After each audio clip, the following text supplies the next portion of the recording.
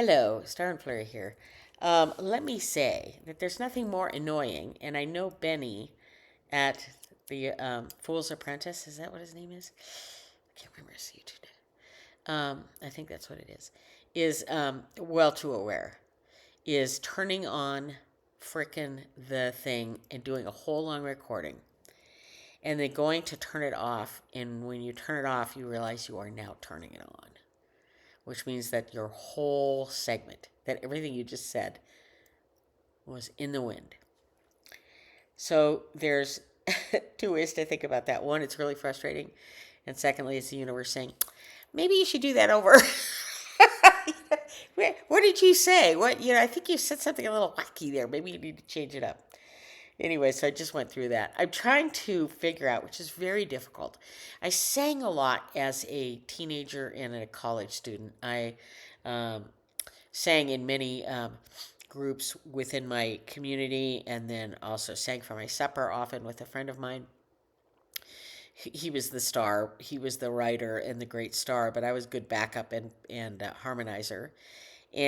But you tend over time, if you're not working with people, a lot of people are playing with a lot of people, you tend to lose that confidence, I guess, in terms of, God, am I still in tune?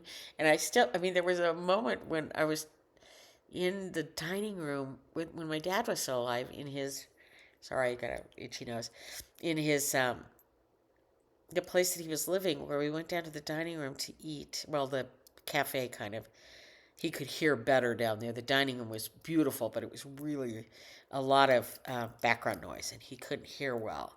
So we went down to the cafe, and some song came on, and I was kind of trying to sing, let me just say right off the bat, trying to sing a little harmony. And he looked across the table and he goes, you really shouldn't sing.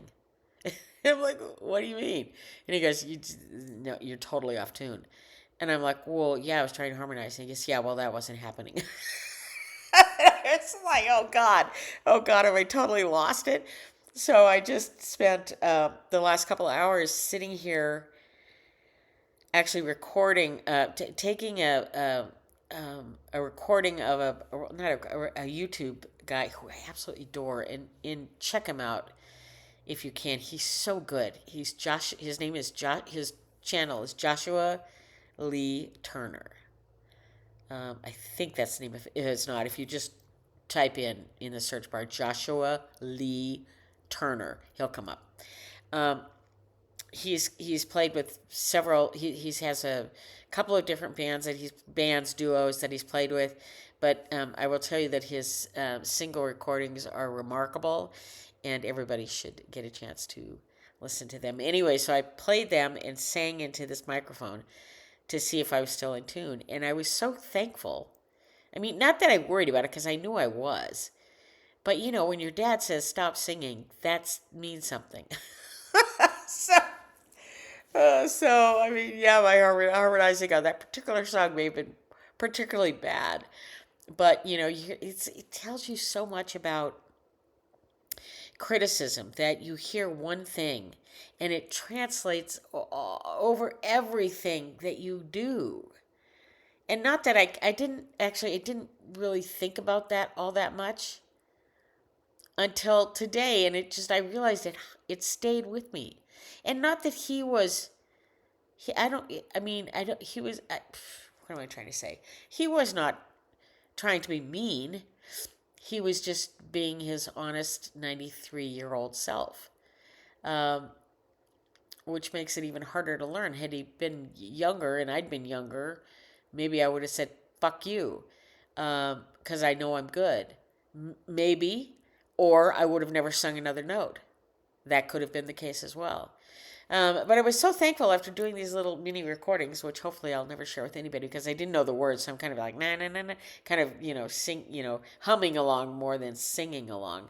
Realized that I was very much in tune, and and and and and not half bad. Thank you very much.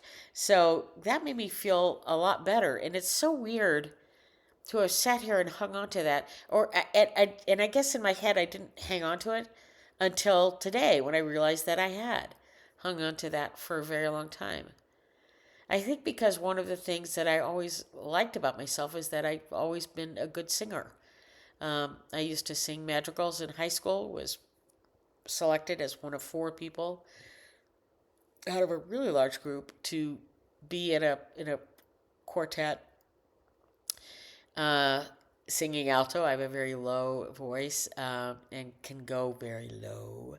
Um, and in a four woman quartet, you need that lower alto, and I was that, and I absolutely loved it, and was I don't want to say praised for it, but I was acknowledged for it, I guess, is the thing, by being selected, number one, and then actually doing several performances, which was really fun. And then, move on to college where I played a lot of guitar and hooked up with a guy, not hooked up, rephrase that. My one of my best friends' boyfriend played remarkable guitar, and we sang very well together. And we ended up doing a lot of shows in our college area. Um, and for him to allow me to be his partner in that, I knew that I was at least half good, if not pretty good, and so I really enjoyed that. And I think once you kind of get the hang of tone and staying in what's the word? I can't even think of the word. Just staying in sync. In what's the word? Being able to sing in tune. Um, that I don't think that's something you really lose. I mean, I don't know if you might experience hearing loss or whatever, but I think you still feel it and hear it in your head, and I think there's a muscle memory in your throat. I don't know, I'm talking off the top of my head, but anyways, so to be able to do that, and it surprises me that I haven't done this before, but for some reason I did it tonight, and to hook up this microphone and sing along with this guy who I really, really like, Joshua Lee Turner, um, and to know that my singing voice synced with his beautifully as I hear it back, I was like, okay, okay, I still have it. And Dad was wrong. I was singing to a speaker from 1,000 miles away, trying to come up with some kind of harmony, which was a bad idea, and he called me out on it.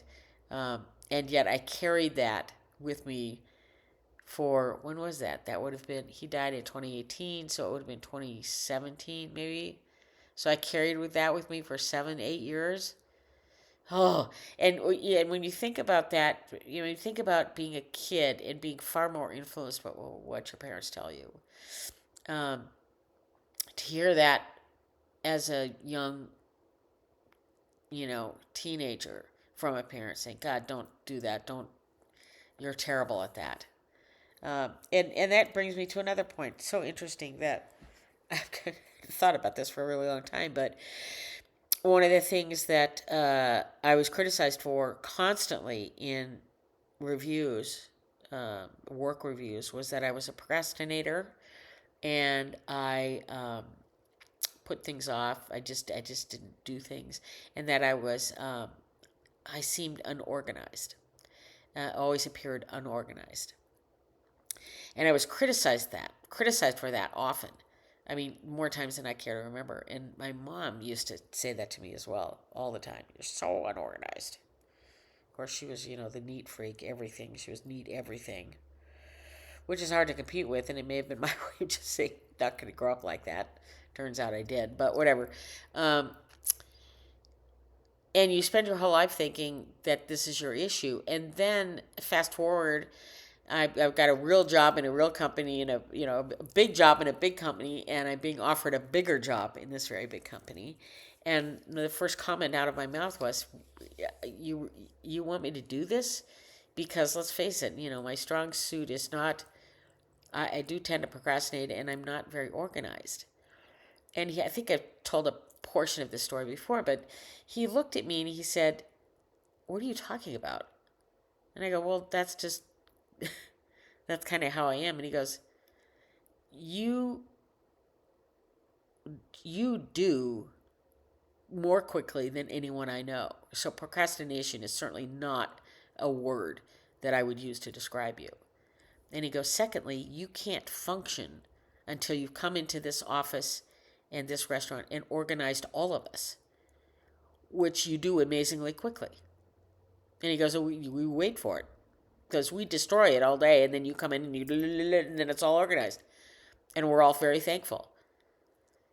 And he goes, so I don't know what you have believed about yourself for all this time, but I can tell you procrastination and unorganized are in a list of descriptors of you, are not even on the list.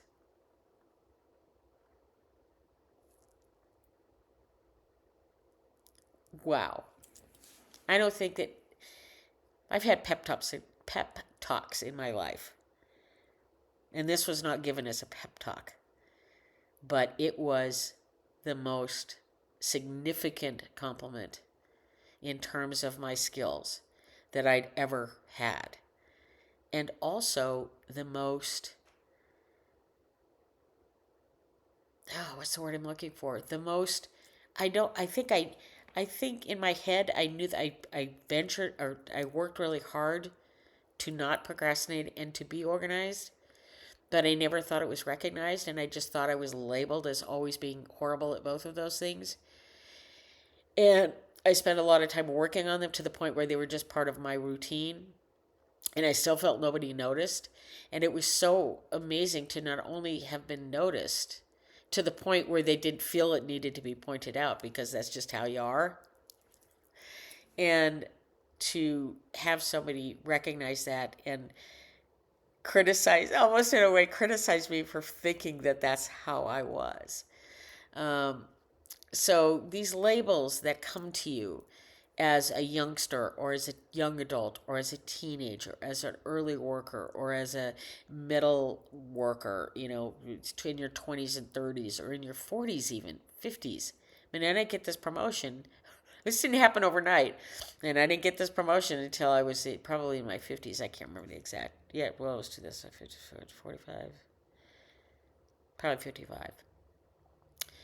But I think there's, when you set your mind to, I mean, it's not like I spent, 10 years deciding I'm never going to procrastinate. I'm always going to be organized. But I think it's a point I just found it was so much easier not to procrastinate and so much easier to function if I was organized. I wish my mother had lived long enough to see that in me, because she would have been so proud. And I hope she's looking down now today saying, "No, I knew you had it in you. I taught you that." Who knows? But yeah, so that's my little pep talk to anybody listening. Maybe, you wandered past this video and thought, why am I here? This is why. Don't let others tell you who you are until you realize who you are. And and and I can honestly say that with those criticisms I carried with me, not criticisms, whatever, faults, that's how they were presented to me. You're never going to go far because you procrastinate and you are unorganized. And first of all, in some way, those may have been in what I was doing, considered a skill. But I was being looked upon as it not being. I don't know quite how to describe what I'm saying here, but anyways, so I just think people find their way, and I think they there's a point at which you begin to get very good at certain things, and until others recognize you at those certain things, it may be difficult for you to recognize those in yourself. So, if you put your mind to things, put your focus on things, or just freaking do what you do. And if it works for you and it works for the people around you, whether they get it or not, it doesn't matter. Because it works for you and it works for them, even though they don't get it. I don't know how she does it, but there it goes. They're just doing it again. Yes, I am. Look at me. I think it's okay to feel that way. So, so that's Nancy's little pep talk for today. Thanks very much, everybody. It's good to see you, and we'll talk down the road. Star and Flurry out.